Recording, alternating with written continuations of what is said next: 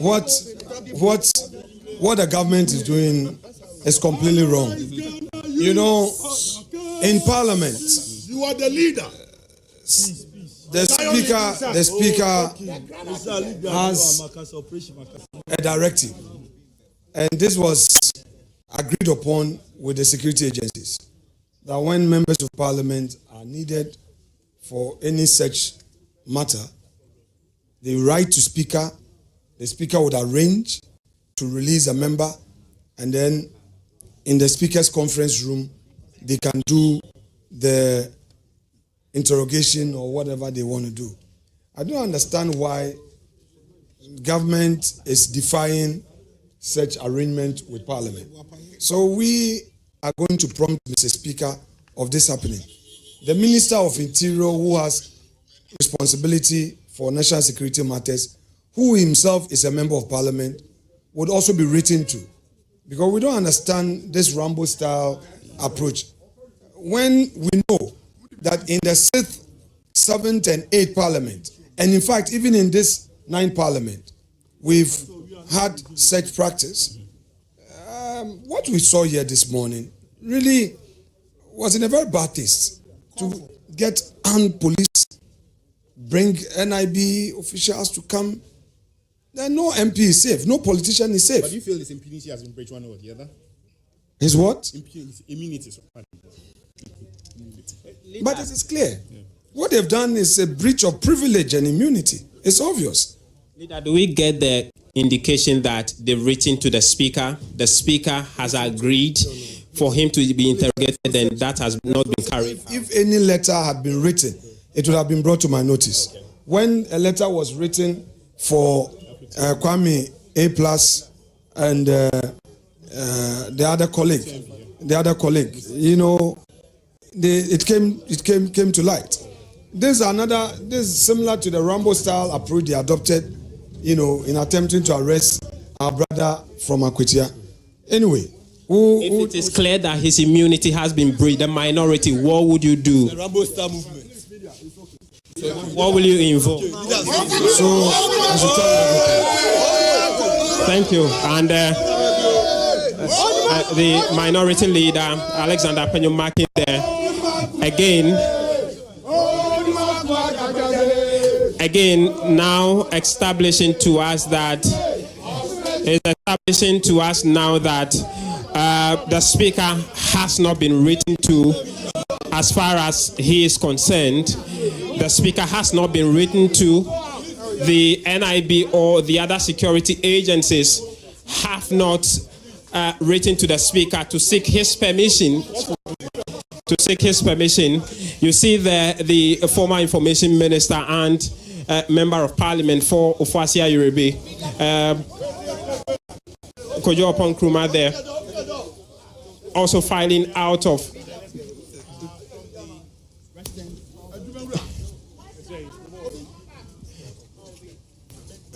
Honorable, want to give us a word or two, especially to your party members who might be worried about what just happened here?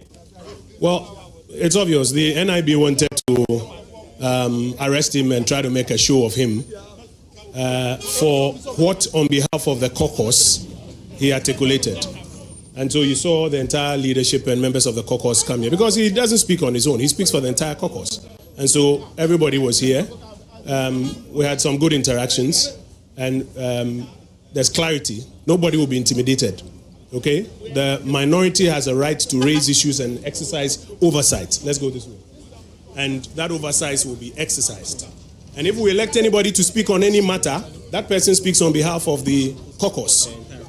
Now, even if the person is a whistleblower, and look at the Whistleblowers Act, Act 720, even if the person is a whistleblower, you are barred by law from intimidating that person. What is all of this about? Over 20 gun-wielding NIB officials here because the minority has expressed a position on a matter and has asked for public.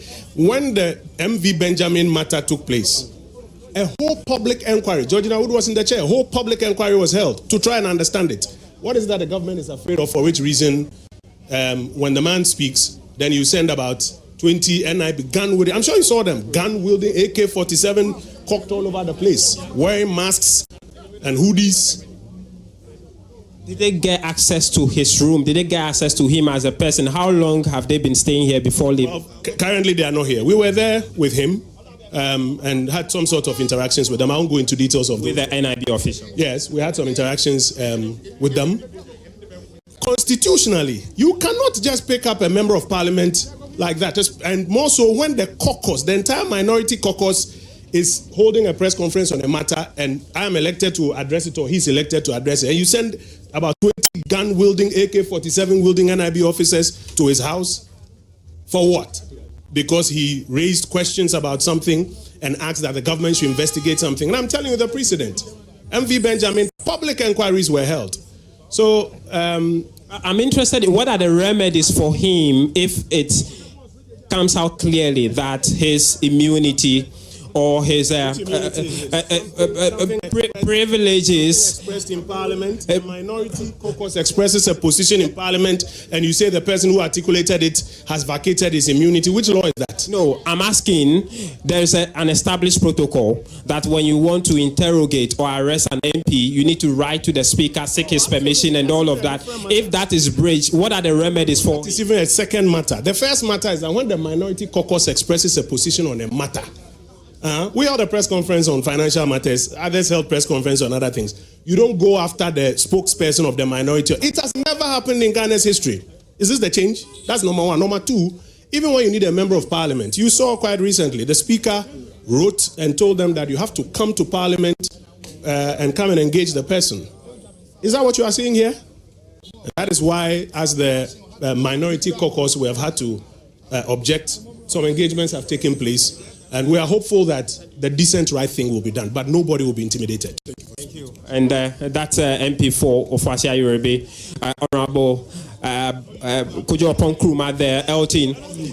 Just a few things.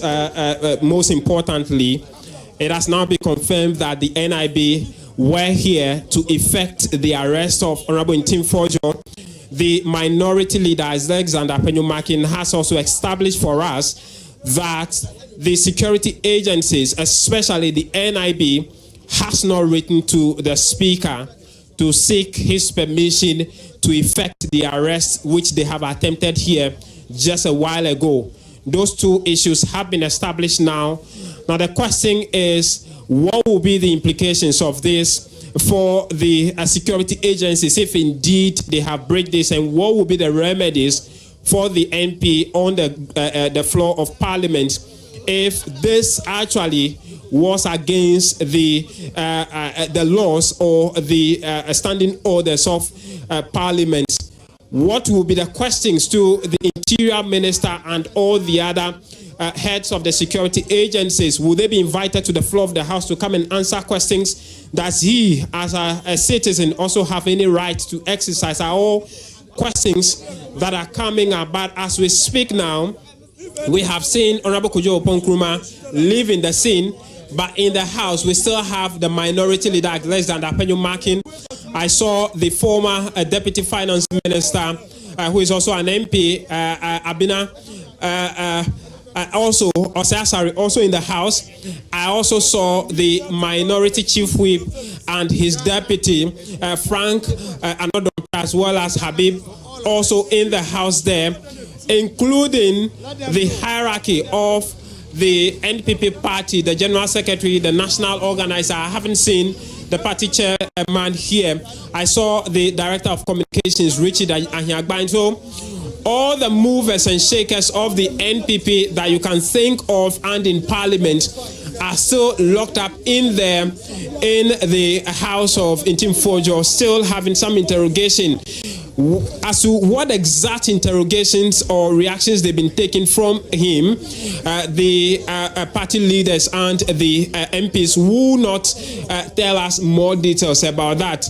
But the policemen have driven away in two pickups. They have driven away the National Security or the National Investigation Bureau personnel have also left the scene. So no security agent is currently here as we speak, except the MPs, the minority MPs, and the MP in question, Honorable Ntim Fordjour. So that's the situation. You can see on the streets there, the party supporters are still here in their numbers.